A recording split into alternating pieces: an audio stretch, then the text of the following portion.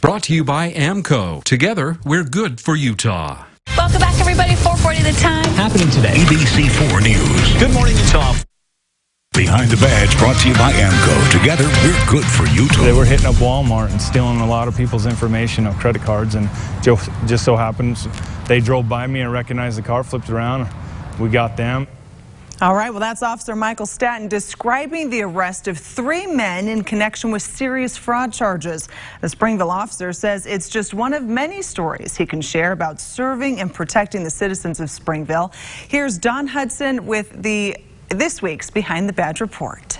One of my best friends growing up, I was on a ride along with him. Officer Mike Stanton's path to police work actually got started in an Orem police car.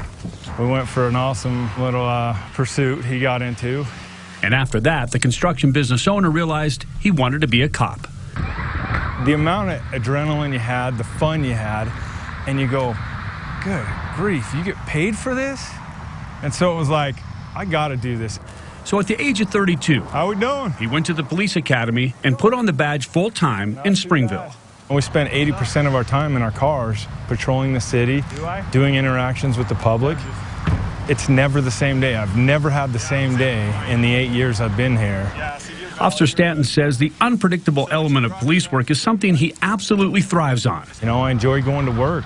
Every day is a different day. While Officer Stanton spends most of his time on patrol, he's also on the Utah County SWAT team.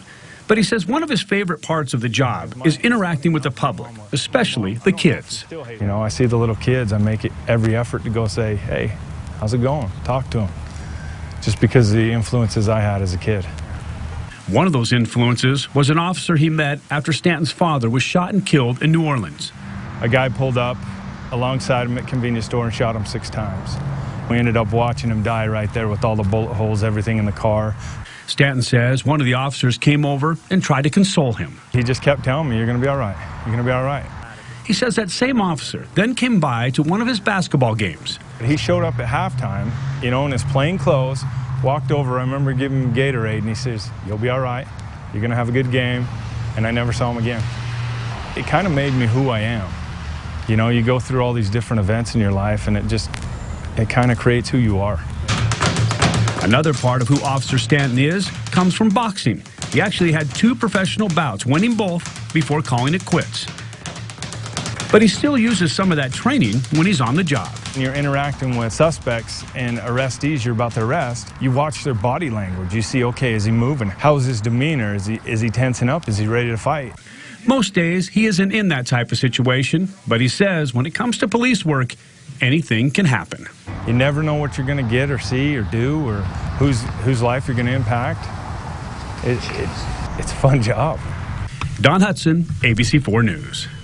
All right, well, Officer Stanton was also awarded the Medal of Valor in Springville for helping to save a life while he was not on duty.